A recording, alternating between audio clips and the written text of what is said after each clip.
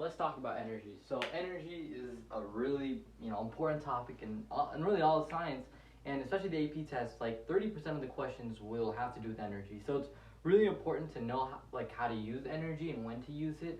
And it also makes a lot of problems really simple. If there's a problem, like the first thing I do is actually just try to use energy. And if I there are certain scenarios where you can't, such as collisions, but energy does make things a lot easier. So let's start with the conceptual sort of understanding of what even is energy. If like someone asks you what is energy, that's a question I have to ask myself, and I don't even know the best way to really answer it because I don't know thermodynamic stuff. But in how I take energy to be is that it's really this.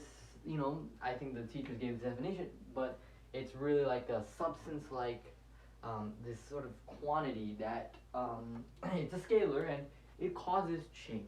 It's really about the ability to cause change. So if I want to break, like this window pane right here, I have a window pane right there. If I want to break that, I'm going to need, or there's gonna need to be energy. I need to cause change. If I want to run up the stairs, that's gonna take energy. Um, so it's this very interesting thing of yeah, like it's just the ability to sort of cause change, I guess. Kind of need energy for a lot of things. A lot of problems in our world revolve around energy. I mean, the climate change issues and finding renewable sources of energy that all tackles with how do we use energy efficiently and stuff. So without any more yapping, let's just get to sort of how energy is used in AP Physics 1. So if we have something like an object, so let's say we have an object of mass m, and it's, we'll say it's frictionless for right now, right? There can be energy stored. This thing can store energy, and it can store energy primarily through velocity or kinetic energy, right? So energy is stored kinetically when it is moving with the velocity of v. And the equation for kinetic energy, just as a refresher, it's K equals 1/2 mv squared. So when this has kinetic energy, it can cause change. So for example, if there was like a window pane, right? If there was some sort of window pane, you know, if there's a window pane, it can break that window pane with its sort of kinetic energy. If it wasn't moving, can't break that window pane. And I mean, of course, you don't have to know how much energy does it take to break a window pane. The main idea is just conceptualizing what energy even is, and it can also store energy through gravitational potential energy. So if it's on a planet like Earth, right, which has like a gravitational field and has a lot of mass, if you're inside Earth, like you're gonna have energy. So if you're like up a height, I should say, you're gonna have some gravitational potential energy, right? You have some of that gravitational potential energy, and that gravitational potential energy is going to convert into kinetic energy once you get to the bottom. And that equation for gravitational potential energy, I think we're kind of used to it, is just UG equals mgh. UG is not a force, it is a form of energy. It is how something can store energy. And the energy is stored within the block Earth system. And I'll talk about systems, but even something like the moon, right? Even if it's really far away from the Earth, there's still that gravitational potential energy. There's also that kinetic energy. Now, for something like the moon, I'm going to make a little equation bank here. We also say that UG is equal to negative G m1 m2 over r, and I'll talk about like the how that's used.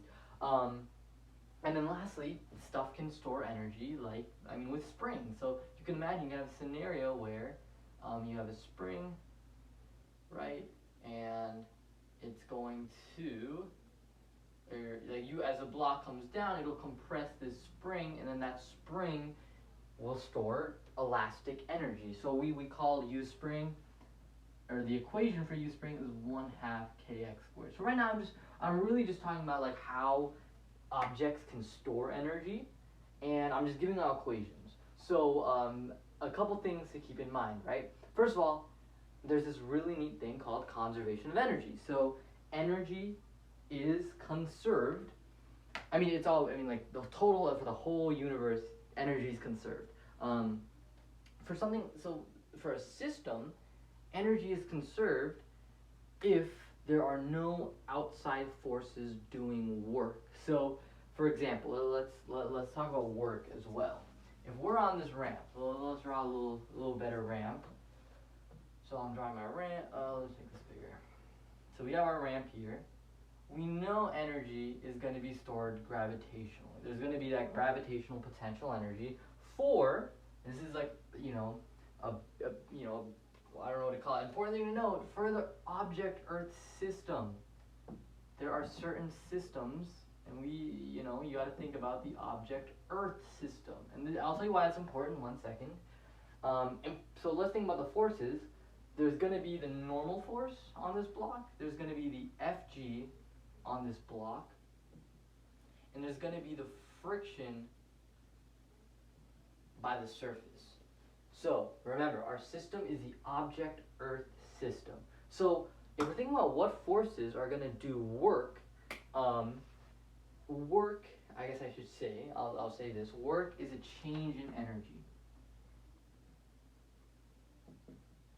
Work has to do with like changing the energy of a system. Force gravity cannot do any work at all because it's not even external to the system. It's internal. It's an internal force. It can't do work on the whole system. That would it would be kind of a weird like it would kind of break conservation of energy, right? Because there's that UG, but there's also that force gravity, which would be adding energy, and then your UG is also so it would be a really weird like it would break conservation of energy if you said that. The only and let's also this force normal, right? There's out of all the forces, force normal, force friction, and force gravity. Force gravity can't do work. And then force normal actually cannot do work. And we'll talk about specifically why, but right now, it's just important to note that it's perpendicular to its displacement. This block is going to displace down the ramp, and the force normal always points perpendicular to it. It's not going to actually add energy, and we'll get into the specifics of the math behind that. But force friction will for sure, it's parallel to the displacement, so it's going to for sure change the energy of the whole system. So right now, all the energy is, and I'm going to do an LOL here. So this is like the energy initial, and then we have, I'll actually explain this as I go about it. So all the energy initially is stored as UG, right? And then there's also going to be some K, but I mean there's no K right now. Like no energy is stored kinetically. And then at the end, so let's say this is like 4, right? 4 units of energy. At the end we have K, and then we have KUG, and then the K will actually increase, right? Because at the end of the ramp, it'll be moving. So, now, the question is how much energy? Will it be the same as this, more than this, less than this? Conservation of energy tells us you will never get out more energy than you start with. So for sure it's not more than, 4 bars, 4 units, whatever. It could be the same as, right? You could have 4, all the UG could transform into K, but there's friction. So really, you're not going to be going as fast down the ramp compared to without friction. And that makes sense, right? Friction acts in the opposite direction. Without it, you'd probably be going faster. So maybe you would say there's 3 units or whatever. The numbers don't really matter. It's just about saying that there's less. And then obviously, if we think about, okay, it went from 4 to 3, where did that energy go? The force friction is removing energy. We call this the work done by force friction. Work is not a force. There's no such thing as a work force. Force of friction is doing work because it's removing energy from the system. If this is our system, right, it's taking energy out. Maybe there's maybe there's like a pull force right here, right? Then that pull force is going to be doing work. It's going to be adding energy to the system. All right? So, let's just ignore that pull force for right now, but if we wanted to write like a conservation of energy equation, you could say that UG, this is what we call like sort of the energy initial, and this is like the energy final. So the energy initial, it's going to be UG equals, UG plus the work done by force friction equals kinetic at the end. You might be saying, why are you adding energy to UG? The truth is, work is like a scalar. It doesn't have direction. It's either positive or negative. Negative means removing energy. My teacher always made it plus, and then when we substitute it, we add the minus. It's up to you if you want to do minus or plus. The whole idea is that there's some UG to begin with. Force friction is removing energy, and that's the amount you're left up. And if you substitute everything back in here, there is your kind of SCP-5 for the unit, right? Like, you're trying to figure out, maybe it asks you, what is the work done by friction if the 2 kilogram mass starts at 3 meters and has a final speed of 3 meters per second. And then you can figure out how much energy was removed from the system. So that's actually what, let's get out of this conceptual stuff. Let's just talk about some of the skills. We have SCP-5, right? Making these conservation of energy statements. I'm not going into rotational energy here. That's a whole separate thing that kind of gets thrown in. But yeah, like you know, making equations and seeing when is energy conserved and when is it not. So for example, in that case, the energy for the object Earth system wasn't conserved, right? Because we had work being done. When is it conserved? When is it not conserved? So if we think about, and this kind of goes into SB6 as well, right? If you think about, if you had a ball, I said that like 3 times. If you think about, and then it's like 3 meters up. You want to figure out what's the speed, right here. First things first. What is your system? Is it just the object? Well, if it's just the object, you got to keep in mind the energy initial is 0. There is no UG if your system is just the object. And to kind of conceptualize that, right? Actually, wait, no, never mind. I'm not going to get into that. I'm going to explain it with work instead. So your ball has no energy, 0, and then it's going to equal the kinetic energy at the end. Well, how does 0 become kinetic energy? There's work. Remember, work is done by outside forces. When our Earth is not in the system, the force is external, and it's going to do work, and it's going to add energy to our sphere or ball or whatever. The reason UG kind of exists is UG is really just a way to account for the work done by force gravity, right? Because when the Earth is in the system, there's no more external force, there's no more work being done, so UG is kind of a way to sort of account for it, right? To sort of, account for it. And then you can do, and then now the equation for work in terms of gravity, it's also going to be mgh. Now you're saying, how do I know it's mgh? That's the same as UG. Well, the reason is actually the work equation. So the work equation is equal to the force times the distance parallel. And we'll talk about the parallel part, but if the force and displacement are exactly parallel, so the force is Fg, the same as mg, and the distance that the force acts upon is the height. So just important things to keep in mind. If I'm applying a force to this eraser, I have to be careful because it's kind of easy to accelerate. But if I'm applying a force to this eraser and it's not moving, it's not displacing, I'm not adding any energy to it. And that kind of makes sense, even though it takes energy to do that, and there's some stuff going on about where that energy is going and stuff. Even though it takes effort to do that, I'm not adding any energy because it's not moving. It's not, it doesn't have kinetic energy. So that's why I can use that equation. The nice thing, so if you get into calculus, you'll be able to understand this a bit more. The nice thing about the work equation for force gravity is that it's actually what we call a conservative force. And what that means is, actually there's a lot of meanings for a conservative force.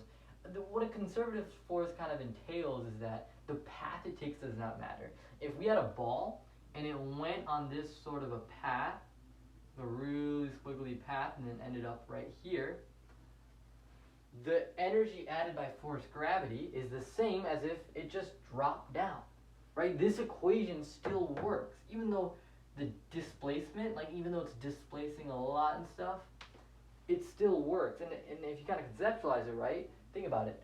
Right now, force gravity is adding energy, adding energy, adding energy, adding energy, adding energy, removing energy, adding energy, removing energy, adding energy, adding energy, removing, adding, removing, right? As it goes up, it's removing. As it goes down, it's adding. And the way everything calculates up, you actually just get mgh. Like, it's the same exact thing.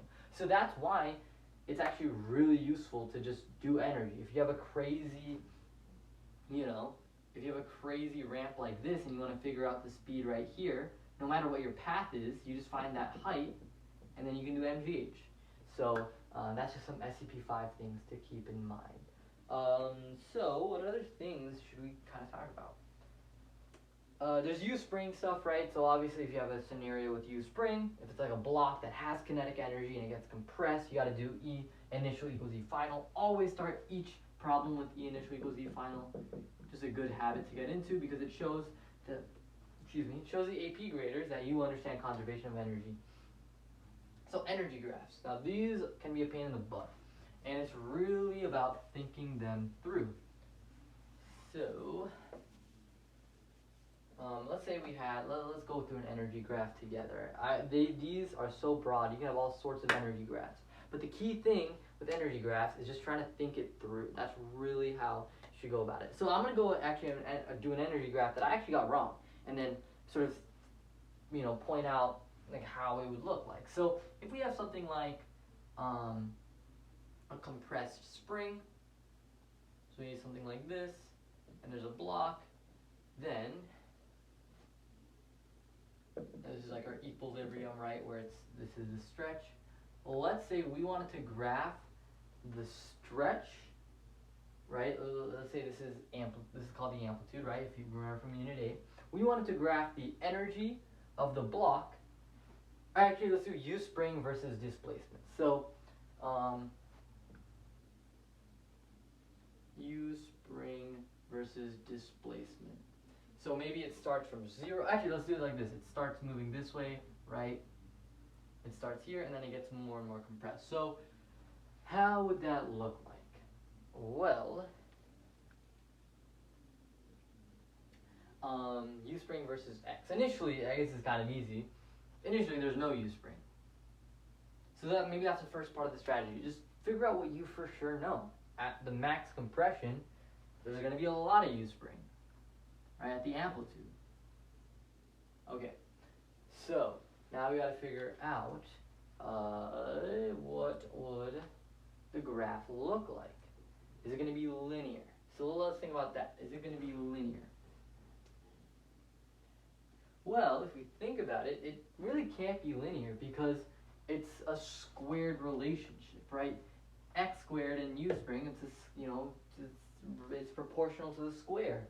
So it can't be linear, right? If you double the displacement, you're going to get quadruple the U spring because of that squared, so it can't be linear.